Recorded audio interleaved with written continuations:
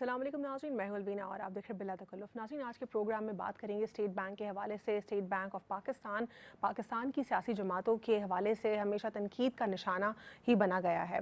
साथ ही साथ हमने ये भी देखा कि स्टेट बैंक ऑफ पाकिस्तान के रोल के साथ जो उनके हेड के रोल हैं उनको भी जो है कंट्रोवर्शियल बनाया गया। पिछले कई सालों में रज़ा बाकर साहब पर कई सारे एलिगेशंस लगाए गए। उनमें से एक एलिगेशन हमने ये देखा कि उनको IMF की डोरों में जो है कहा गया और ये कहा गया कि रज़ा बाकर साहब के जो डिसीजंस हैं वो IMF के डिसीजंस को रिफ्लेक्ट करते हैं और वो पाकिस्तान की इकॉनमी को स्ट्रेंथन नहीं कर सकते।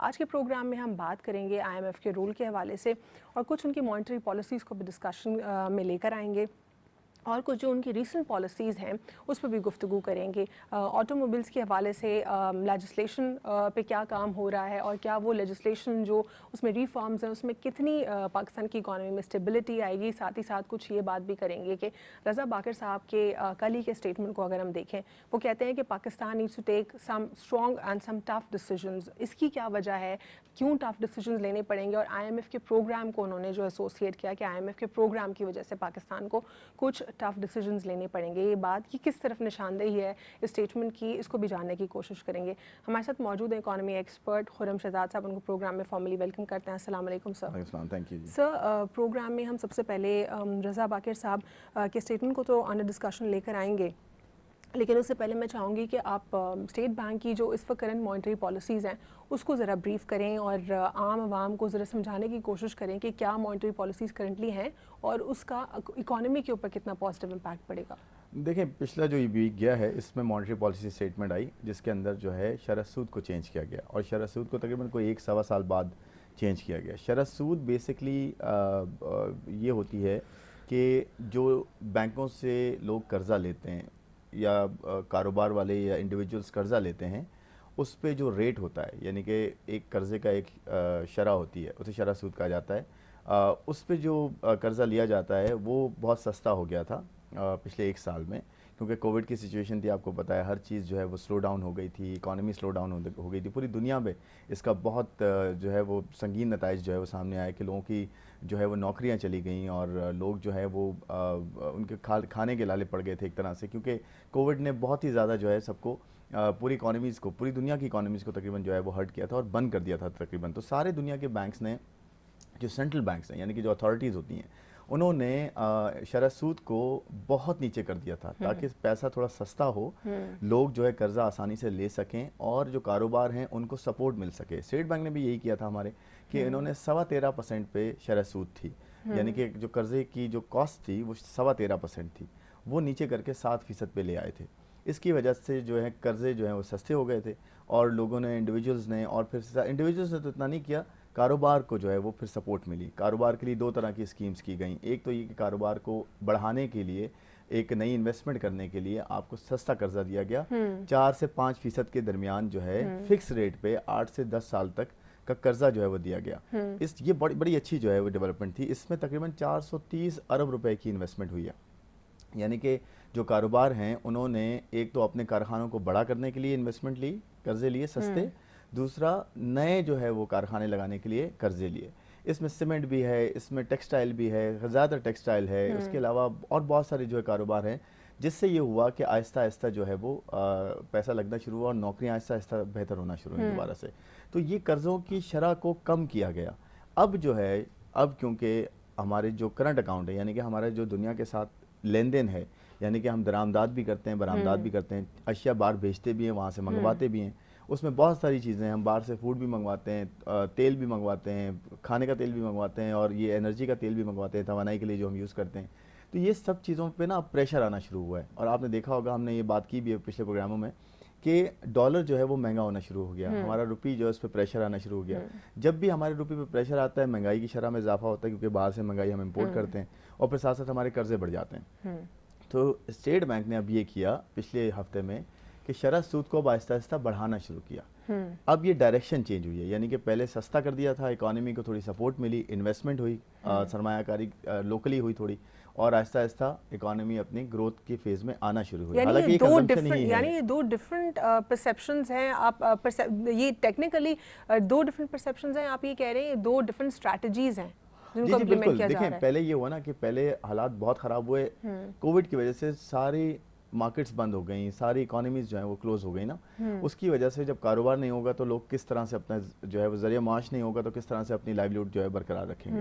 तो ये हुआ कि जो कीमत है पैसे की या डॉलर की, आपके पूरी दुनिया में ऐसा हुआ कि जो भी करेंसी होती है उसको हासिल करने की कीमत होती है, इसे शरह सूद भी कहते हैं, इसको कम कर दिया गया ताकि लोगों के हाथ में पैसा आए या फिर कारोबार है उनको सपोर्ट मिले। आपने देखा होगा यहाँ पे स्टेट बैंक ने ये कहा कि जी 2 खरब रुपए का जो है पैकेज दिया गया, 2 खरब रुपए का, डायरेक्ट इनडायरेक्ट दोनों। इसमें तकरीबन 430 अरब रुपया लगा सरमायाकारी में, जो कारोबार ने कर्जे लिए और अपने आप को बढ़ाने की कोशिश की। एक तो ये हो गया।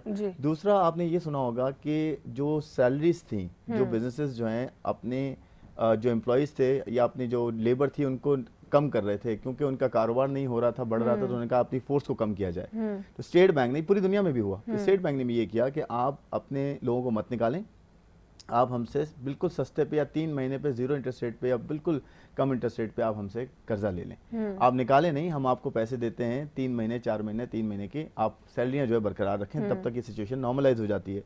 तो इस तरह की सपोर्ट्स दी गई जो बहुत अच्छी थी, बहुत टाइमली थी। टाइमली तो मैं नहीं कहूँगा लेकिन अच्छी थी, टाइमली थोड़ा डिले हमने किया।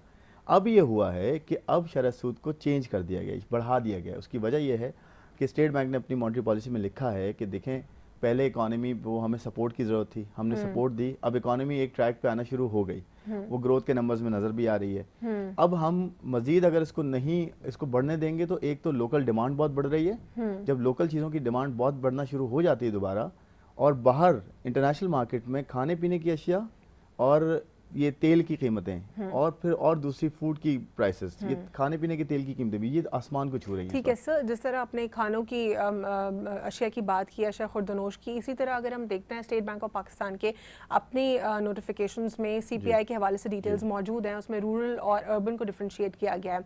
आपको लगता है कि स्टेट बैंक ऑफ पाकिस्तान अपना role in terms of inflation ठीक अदा कर रहा है उसको कंट्रोल करने के लिए? हाँ, मैं थोड़ा सा एक्सप्लेन करता हूँ। देखें, एक तो स्टेट बैंक ने जो रेट बढ़ाया है उसकी एक वजह यह है कि महंगाई बढ़ जाएगी आगे, क्योंकि लोकल डिमांड बढ़ रही है और इंटरनेशनल भी बढ़ रही है। इंटरनेशनल जो है वो फूड की प्राइसेस बढ़ रही हैं और तवानाई की प्राइसेस बढ़ रही हैं, एनर्जी एंड फूड दोनों।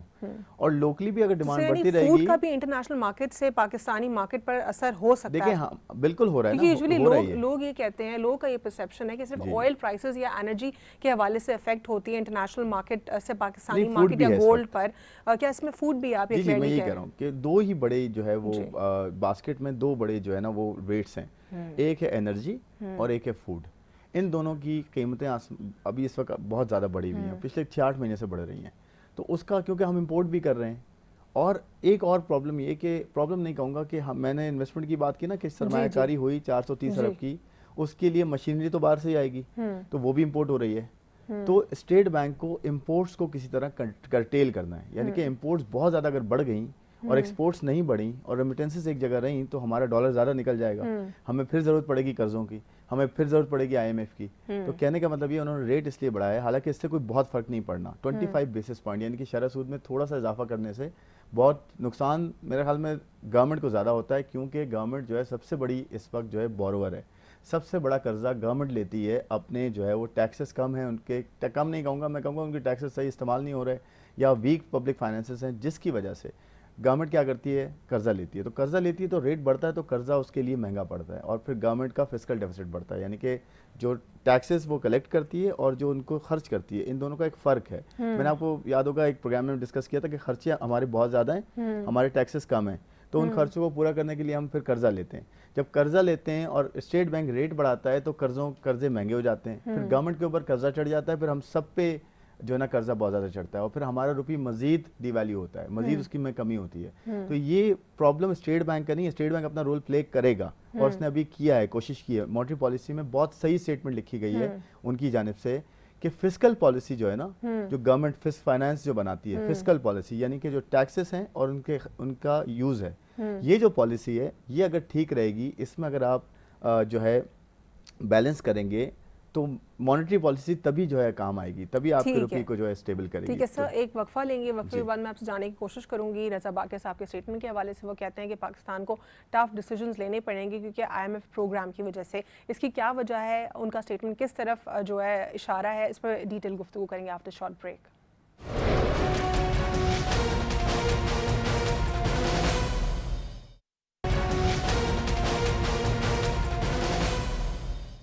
Welcome back after short break. नाज़रीन, ब्रेक से कबल हम स्टेट बैंक ऑफ पाकिस्तान की मॉनेटरी पॉलिसी को डिस्कस कर रहे थे। ब्रेक से कबल मैं सवाल छोड़कर गई थी खुर्रम शहजाद साहब के लिए कि क्या समझते हैं वो रज़ा बाकर साहब का जो स्टेटमेंट आया है, वो कहते हैं कि Pakistan needs to take some tough decisions because of IMF programme. आखिर इसकी क्या वजह हो सकती है और ये किस तरफ निशानदेही है सर? देखिए, जब भी कोई IMF प्रोग्राम में जाता है कोई कंट्री, तो ऑफ कोर्स प्रॉब्लम होती है तभी जाता है। किसी को शौक नहीं होता वो लैंडिंग ले और फिर जो है वो डिक्टेशन भी ले या फिर कंडीशंस भी फॉलो करे। ऑफ कोर्स हमारा ये जो है बड़ा प्रॉब्लम रहा है कि हम पिछले कोई 30-40 सालों से, इवन 50 सालों से हमारे डिफरेंट IMF प्रोग्राम्स हुए हैं। आपको पता है 20 से ज़्यादा IMF प्रोग्राम्स हो चुके हैं। 22वां या 23वां प्रोग्राम है मेरे ख्याल में ये, और हम बार बार गए IMF प्रोग्राम में। तो होता ये है कि जब भी आप जाते हैं IMF प्रोग्राम में तो वो आपके सामने कंडीशंस रखता है कि जी आपने पिछले प्रोग्राम में ये नहीं किया था, अब टफ कंडीशंस होंगी। हर अगले प्रोग्राम के साथ कंडीशंस पिछले प्रोग्राम से टफ होती हैं। क्यों? क्योंकि आपने मैनेज ही नहीं किया होता अपना। वही 5 साल के बाद फिर वहीं के वहीं आप पहुंचे हुए होते हैं। आपका खसारा करंट अकाउंट का बढ़ावा होता है, आपकी इंपोर्ट्स बहुत ज़्यादा होती हैं, आपकी एक्सपोर्ट कम होती है, आपकी डॉलर्स आपके पास नहीं होते, आपके रिजर्व्स बिल्कुल कम हो चुके होते हैं पिछले 5 सालों में। लेकिन इस वक्त आपको लगता है कि कोई खास वजह हो सकती है रज़ा बाकर साहब के स्टेटमेंट पर, क्योंकि उनके ऊपर काफ़ी सारे एलिगेशंस रहे थ्रू आउट दीज ईयर्स के वो IMF के हाथ में हैं, उनके बंदे हैं, उनसे कंट्रोल हो रहे हैं। देखिए, एक बात तो ये है कि वो IMF में काम कर चुके हैं और काम अभी लास्ट वो कर रहे थे। तो ये एलिगेशंस हैं या जो भी आप कहें कि जी वो IMF की तरफ से आए, तो वो तो कहेंगे लोग कि जी IMF की तरफ से आए, वो तो ठप्पा उन पे लगा हुआ है। अब बात ये कि काम क्या कर रहे हैं। हम इंस्टीट्यूशन की पॉलिसी पे बात करते हैं कि इंस्टीट्यूशन कितना इफेक्टिव हो रहा है इस वक्त, कि उसने किस तरह से साथ दिया है ग्रोथ में जो है गवर्नमेंट की इनिशिएटिव में। अब वो किस तरह से डिसीजन ले रहा है, और इंडिपेंडेंटली डिसीजन लेना ज़्यादा इंपॉर्टेंट है स्टेट बैंक के लिए, कि वो किसी की डिक्टेशन ना ले। और वो खासकर अगर कंट्री के लिए काम कर रहे हैं तो वो कंट्री के देखे कि जी मुझे मेरा रोल क्या है। और मैं ये समझता हूँ कि स्टेट बैंक आगे जाते हुए अपना रोल प्ले करे, और अभी उसने शुरू दोबारा से कर दिया है। पहले भी कर रहा था वो, लेकिन बीच में चीज़ें आती हैं, गैप्स आते हैं, ये हर जगह होता है। लेकिन हमारे यहाँ ये प्रॉब्लम रही है कि हम बार बार IMF प्रोग्राम में गए हैं लिबिना, इस वजह से हमारे साथ प्रॉब्लम्स हमेशा रही हैं और ठप्पे भी लगते रहे हम पे, और ये प्रॉब्लम्स हुई हैं। तो देखें, ये बात कहना कि जी वो IMF के हैं या नहीं है, इसको हम एक तरफ रख के ये कहें कि इंस्टीट्यूशन कितना अच्छा काम कर रहा है। ठीक है, लेकिन इस वक्त सर आपके परसेप्शन में शायद किसी तरफ इशारा हो सकता है, या ये जनरल मैं उसी पे आ रहा हूँ कि क्या इशारा हो सकता है। देखिए, इशारा ये बहुत बहुत स्ट्रेट फॉरवर्ड है कि टफ डिसीजन का मतलब ये है कि अपनी कॉस्ट को कम करना है, नॉन प्रोडक्टिव स्पेंडिंग्स को कम करना है, और ज़्यादा जो है अपने आप को डिसिप्लिन करना है। वो कहते हैं ना टाइटनिंग योर बेल्ट, अपने पत्थर बांधना पेट पे। यानी कि आज अगर आपके पास इतने रिसोर्सेस नहीं हैं, या जो रिसोर्सेस हैं उनको गलत इस्तेमाल कर रहे हैं अब, या सही जगह नहीं जा रहे। आप देखें ना, टैक्स हमारे पास अगर जो है इस मरतबा लास्ट ईयर जो टैक्स आया है 4.8 ट्रिलियन के पास तकरीबन टैक्स आया है। 4800 अरब रुपए की बात है, कम टैक्स नहीं होता ये। अब वो हमने खर्च कहाँ करना है, कहाँ ज़ाया हो रहा है, वो ये हमें दिखना है ना। तो IMF कहेगा कि जी आप मुझसे कर्जा लेते हैं, उसको ज़ाया कर देते हैं। आप कर्जा लेके अपने आप को ठीक करें ना, तो ये बिल्कुल सही बात है। आप किसी बैंक के पास जाते हैं, आप कहते हैं जी मुझे कर्जा दे दें, मैं अपने आप को ठीक करता हूँ, तो बैंक आपसे कहेगा ना कि जी एक एक चीज़ का मुझे बताएं, आप इस तरह से डिसीजन लें, ये करें ताकि मेरा कर्जा भी वापस आए और आपके लिए भी बेहतरी हो। तो देखें, ये तो हमारे ऊपर है कि हम किस तरह से डिसीजन लेते हैं और उस पर अपने आप को ठीक करते हैं। अब जैसे कि उनके कहने का मतलब ये होगा 3-4 एरियाज हैं, जैसे कि बिजली की कीमतें, एनर्जी का जो इशू है वो बहुत बड़ा है इस वक्त हमारे पास। 2.5 ट्रिलियन रुपीस का तो सर्कुलर डेट है। सर्कुलर डेट क्या होता है? ये जो जुमेरात को इन्होंने गुफ्तगू की, उसमें जो बातें कुछ पहले सेगमेंट में आपने की, उन्हीं बातों को भी इन्होंने एलैबोरेट किया कि कितना इन्वेस्टमेंट की मद में लोन्स दिए गए इन्वेस्टर्स को, बिजनेस में कितने ज़्यादा गए, और बहुत सारे एरियाज़ को उन्होंने आइडेंटिफाई किया। उन्होंने पर्टिकुलरली कुछ क्लैरिफिकेशंस दी। तो क्या ये प्रेशर हो सकता है हुकूमत के ऊपर जिसको वो क्लैरिफाई कर रहे हैं, या ये स्टेट बैंक के ऊपर इटसेल्फ प्रेशर है कि वो अपनी पॉलिसीज़ को क्लियर कर रहे हैं? और मज़ीद आपको क्या लगता है कि और कितना कामयाब हो सकता है स्टेट बैंक ऑफ पाकिस्तान की इकोनॉमी को स्टेबल करने में? नहीं, देखें, स्टेट बैंक में फिर ये कहूँगा कि स्टेट बैंक का अपना एक जो है वो तरीक़ाकार है, एक इंडिपेंडेंट अथॉरिटी होने के नाते, और होना भी चाहिए उसको, किसी की डिक्टेशन ऑफ कोर्स नहीं लेनी चाहिए ना, वो मेरे ख्याल में अपेरेंटली लेता भी है। तो स्टेट बैंक अपनी जगह, उसको जहाँ लगता है कि इंटरेस्ट रेट बढ़ाने चाहिए, जहाँ इकोनॉमी पे महंगाई की शरह बढ़ रही है, जहाँ पे हमारा रुपी जो है वो बहुत ज़्यादा जो है वो वीक हो रहा है, और जहाँ हमारी इंपोर्ट्स, एक्सेसिव इंपोर्ट्स बहुत ज़्यादा हो रही हैं, उस पर डिसीजन लेना चाहिए, और वो लिया है स्टेट बैंक। ये बड़ी बात है कि स्टेट बैंक ने 25 बेस पॉइंट बढ़ाए हैं, उसके नुकसान ऑल्दो ज़्यादा हैं शॉर्ट टर्म में, लेकिन स्टेट बैंक को तो अपना डिसीजन लेना है ना। अगर स्टेट बैंक भी डिसीजन नहीं लेगा और फिस्क, देखिए जो जड़ है ना, हम यही बात करते हैं, जो जड़ है हमारी इकोनॉमी की, जो सबसे बड़ा प्रॉब्लम है वो फिस्कल है।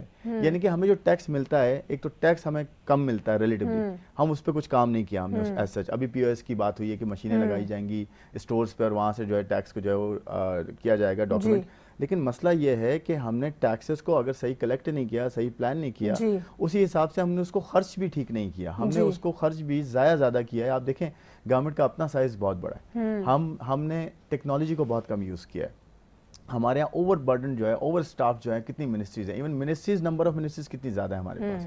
अपने आप को लीन करना, अपने आप को छोटा, बिल्कुल स्टेट, आज आपको पता है दुबई की एग्जांपल देता हूं, स्टार्ट हुई थी वो नहीं कंटिन्यू हुई वो कंटिन्यू नहीं हुई। मैं ये तो आपसे कह रहा हूँ कि देखें लास्ट जो क्वार्टर गया स्टेट बैंक ने ये पर्टिकुलरली अपनी पॉलिसी में हाईलाइट किया है, बिल्कुल सही किया और बहुत अच्छा स्टेटमेंट दिया, सही मॉनेटरी पॉलिसी में ये पॉइंट आउट किया है। इस मरतबा की स्टेटमेंट की बात कर रहा हूँ, उसमें ये लिखा गया है कि देखें फोर्थ क्वार्टर में गवर्नमेंट ने बहुत ज़्यादा खर्च कर दिया। जब बहुत ज़्यादा गवर्नमेंट खर्च करती है तो वहाँ से अगर एक्सपेंशनरी पॉलिसी आप करेंगी, यहाँ से स्टेट बैंक कैसे उसको रोकेगा? तो इसको रेगुलेट कौन बढ़ जाएंगी। ये फिस्कल पॉलिसीज की मैं बात कर रहा हूँ, fiscal authority, ministry of finance की बात कर रहा हूँ, उनकी तरफ से ये प्लानिंग हो कि जी हमने टैक्सेस को कहाँ खर्च करना है, कैसे खर्च किया, गवर्नमेंट का काम है। स्टेट बैंक अपना रोल प्ले कर रहा है। Ministry of finance in collaboration with state bank उनके साथ कुछ उनकी कम्युनिकेशन या कुछ डिसीजंस ऑन एंड ऑफ होते हैं? नहीं, बिल्कुल होता है। देखें एक फिस्कल एंड मॉनेटरी पॉलिसी की एक कमेटी है, वो बैठती है, आपस में बात करती है, ये बहुत अच्छी बात है, लेकिन पॉइंट ये है कि दोनों की हार्मोनाइजेशन जरूरी है। कि एक तरफ अगर आप ये कहें कि जी मैं टैक्सेस मेरे पास है नहीं, मैं कर्जा लेके खर्च करती ही रहूं और ग्रोथ के लिए मैं लगी रहूं, और यहाँ से वो बोले जी इसको रोको आप, वरना आपका इंपोर्ट बढ़ जाएगा, इंपोर्ट बढ़ेगा तो रुपया आपका चला जाएगा, रुपये की वजह से आपके ऊपर महंगाई आ जाएगी, और महंगाई आने के बाद आपको कर्जे भी बढ़ जाएंगे बाहर के लिए। तो ये देखे ना, दोनों अलग अलग नहीं चल सकते, तो इन दोनों को जो है एक साथ चलना है, एक होनी चाहिए और सिंक्रोनाइज डिसीजंस जो है वो हार्मोनाइज होने चाहिए। देखिए ऑब्जेक्टिव क्या होना चाहिए, इकोनॉमी, और उसी हिसाब से पॉलिसीज बने। जब तक अलवीना फिस्कल पॉलिसी उसकी बैलेंसिंग ठीक नहीं होगी, हम डेफिसिट वो कैसे हो सकती है? कोई पैरामीटर्स या कुछ फैक्टर्स मैं कह रहा हूँ, जैसे मिसाल के तौर पे 500 अरब रुपए तो गवर्नमेंट अपनी मैनेजमेंट पे लगाती है पूरे साल के, 500 अरब रुपए या गवर्नमेंट अपनी running of the government, austerity के through running of the government is 5 billion 100 billion rupees, जो कि अगर आपके 5 ट्रिलियन के टैक्सेस हैं या 4-4.5 ट्रिलियन के टैक्सेस आप हार्डली जमा करते हैं, तो 500 बिलियन आप वहाँ चले जाते हैं, ठीक है। इसके अलावा सर्कुलर डेट कितना बड़ा है, 2.5 ट्रिलियन रुपीस का हर साल ऐड हो रहा है, क्योंकि एनर्जी के इश्यूज बहुत बड़े हैं। तो जो लीकेजेस है ना वो बहुत ज़्यादा है, हमारे पास टैक्स कम नहीं है। प्लीज़ ये हम बताना चाहते हैं कि टैक्सेस हमारे कम नहीं है, टैक्सेस बिल्कुल 10% जीडीपी है। इसको भी इशू बनाया जाता है, एफबीआर अंडर डिस्कशन होता है, नहीं वो सारे प्रॉब्लम्स हैं, वो प्रॉब्लम्स हैं ना। देखें इंस्टीट्यूशनल इश्यूज हैं, एफबीआर के प्रॉब्लम्स हैं, एफबीआर के साथ बैठ के उनकी पूरी कलेक्शन एंड पॉलिसी, इन दोनों को अलग करने की बात हुई है, इस पे काम नहीं हो रहा। एनर्जी में पूरे आईपीपीएस के साथ बैठ के बात हुई, अब जाके उनकी पेमेंट्स की आना शुरू हुई है कि उनको पेमेंट्स दें, लेकिन अब चाइना के साथ अगर हम बात कर रहे हैं और चाइना के साथ हमारा जो है वो टैरिफ जो है वो नहीं हल हो रहा, तो ये प्रॉब्लम है ना।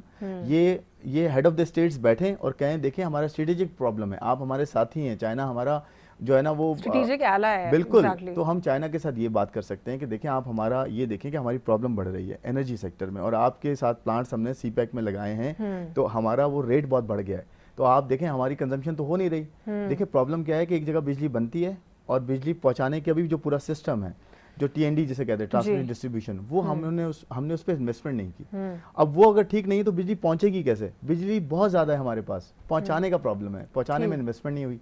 तो एनर्जी का इशू रिजॉल्व करेंगे ना तो काफ़ी हद तक हमारे फिस्कल प्रॉब्लम्स ठीक हो सकते हैं। सब्सिडी के मसले हैं, बाकर रज़ा साहब जो कह रहे थे, शायद ये भी एक प्रॉब्लम है कि हम क्या करते हैं कि बिजली महंगी बन रही है अगर, या पहुँचाने में महंगी पड़ रही है, तो वो कॉस्ट हम जो है बहुत ज़्यादा कंज्यूमर पे डालते हैं। आज हमारे पास पर यूनिट 24-25 रुपए से भी क्रॉस कर रहा है। मैं बगैर सब्सिडी की बात कर रहा हूं। ये मजीद हो सकता है अगर हम रजा बाकिर साहब के स्टेटमेंट को देखें, क्या इस तरीके का कोई डिसीजन लिया जा सकता है? टफ डिसीजन की बात कर रहे हैं ना, के ऊपर जी वो टफ डिसीजन की बात यही है। मैं यही जानना चाह रही थी आप कंज्यूमर पे डालना पड़ेगा, वरना लेकिन गवर्नमेंट क्यों डाले कंज्यूमर पे? गवर्नमेंट मैनेज करे उसको। मैं एक्चुअली यही आपसे जो है ये कंक्लूजन जानना चाह रही थी, क्या ये पॉसिबल है कैटेगोरिकली या नहीं। एक छोटा सा वक्फा लेंगे और वक्फे के बाद हम गुफ्तगू का सिलसिला आगे बढ़ाएंगे और ऑटो फाइनेंसिंग के हवाले से बात करेंगे। चाहेंगे, क्योंकि ये भी एक बहुत बड़ी डिबेट है ऑटो फाइनेंसिंग का सब्जेक्ट पाकिस्तान में। इसके ऊपर क्या लेजिस्लेशन हो रही है या इसके ऊपर क्या डिसीजन लिया गया है स्टेट बैंक ऑफ पाकिस्तान का। After short break.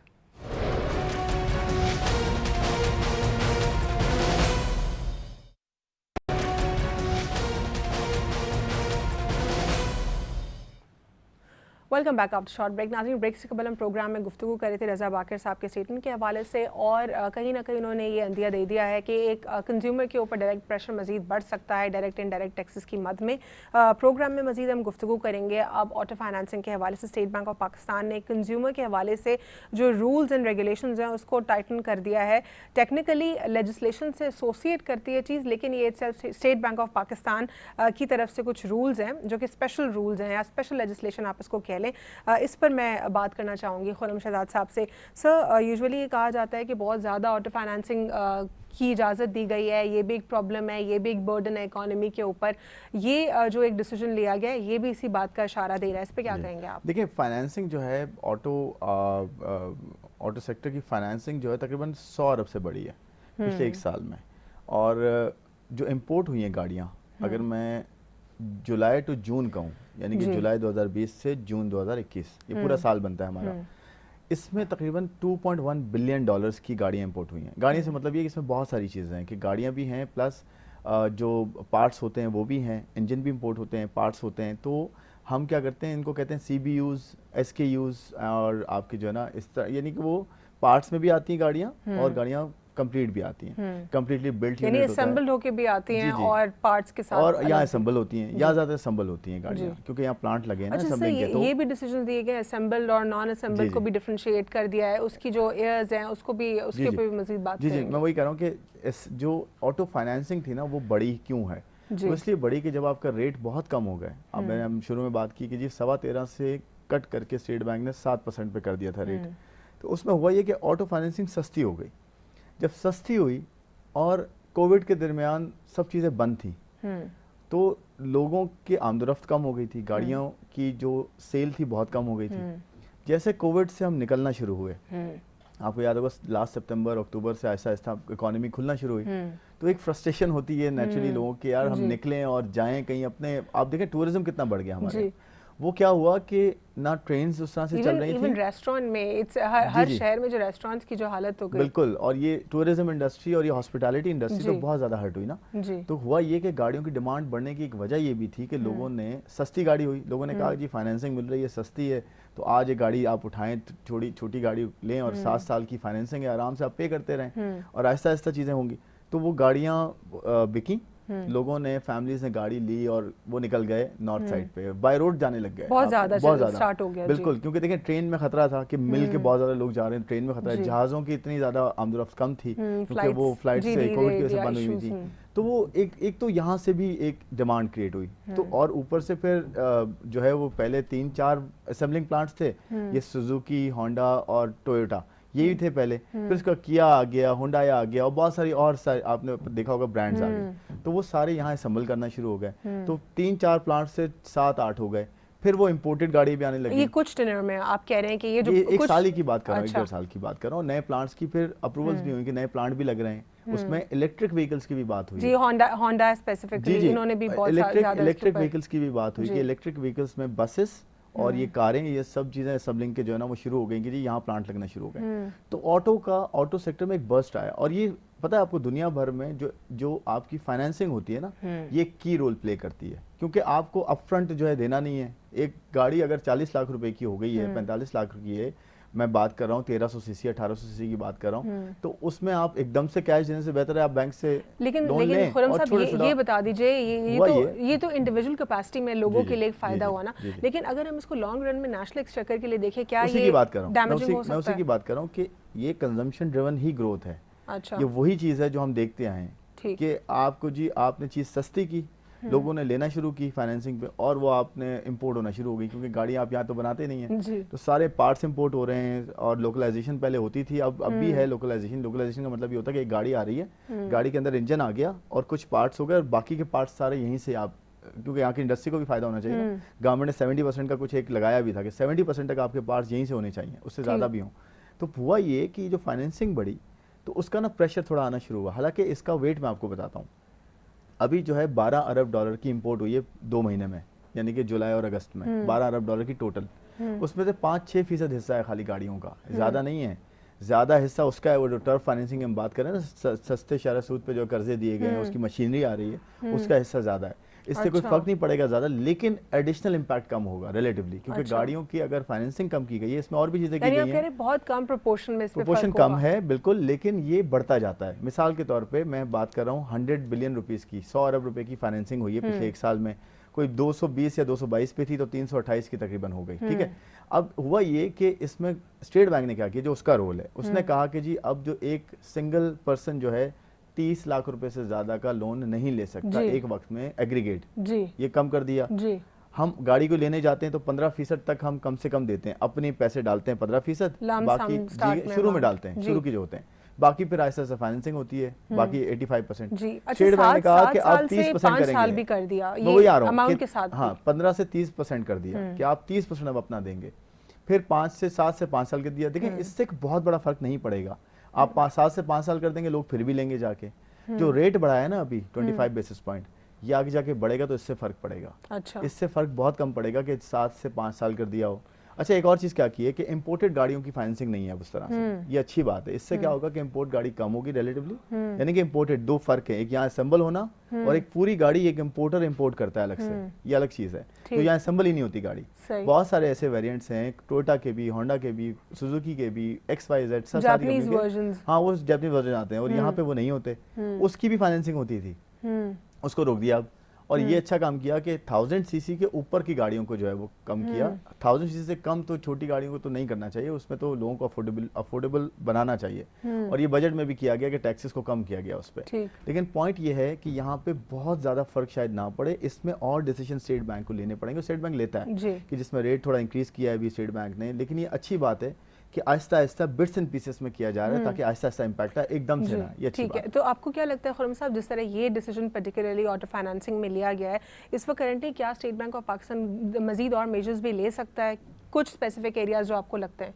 देखिए टैक्स को मेरे ख्याल में करना चाहिए और फिस्कल अथॉरिटीज का काम है कि आप जो गाड़ी लें, देखिए यहाँ पे फर्क किसको नहीं पड़ेगा, जो 1 करोड़ प्लस की गाड़ी ले रहा है वो आज भी कैश पे लेगा, और वो 5-6% तो बनता है टोटल गाड़ियों का, लेकिन वो वॉल्यूम वैल्यू में बहुत बनता है ना, कि मैं एक गाड़ी जो है 1.5 करोड़ की मंगा लूँ और मैं 6 गाड़ियां मंगा छोटी पे फाइनेंस कर लूं, तो वो कैश पे मैं 1.5 करोड़ भी आज दे रहा हूँ। आज अगर स्टेट बैंक उस पर रेट बढ़ भी जाता है, कुछ भी होता है, तो वो उसको फर्क नहीं पड़ेगा कि अगर मैं 1.5 करोड़ की गाड़ी ले सकता हूँ तो 50 लाख रुपए मेरे लिए कुछ चीज़ नहीं है, मैं 2 की भी ले लूंगा, तो वो जितनी ड्यूटी बढ़ जाएगी उससे कोई फर्क नहीं पड़ता। आज 6-6 करोड़ की लैंड क्रूजर्स भी आ रही हैं, कैसे आ रही हैं वो, और सबसे ज्यादा आई है पिछले 1 साल में, वो कैश पे आई हैं। आप देखें वो उनको फाइनेंसिंग की जरूरत ही नहीं होती। तो देखें करना क्या चाहिए, इसको ना टैक्स के साथ फाइलिंग के साथ अटैच कर दें।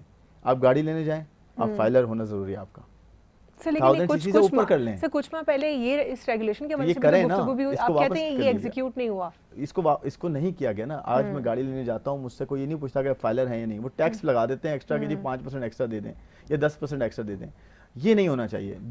जो देखें जो कैश में काम कर रहा होगा ना, वो 5-10% एक्स्ट्रा दे देगा। तो यानी ये जो कहा गया था कि कोई भी अगर गाड़ी खरीदने जाता है उसका टैक्स फाइलर होना लाजमी, पूरी कंडीशंस दी गई थी टैक्स फाइलर्स के लिए कि वो ये चीजें नहीं कर सकते। वो तो यानी वो अभी तक एग्जीक्यूट नहीं हुआ। मैं ये तो कह रहा हूँ कि आप अटैच कर दें उसको, आप प्रॉपर्टी के साथ भी अटैच कर दें। आप कहें जी आप प्रॉपर्टी उसी वक्त ले सकते हैं जब आप फाइलर हैं, एक खास पॉइंट से ऊपर 50 लाख से ऊपर लेट से, या 1000 सीसी से ऊपर की गाड़ी अगर आप लेते हैं तो you have to be a filer first. ये करें आप।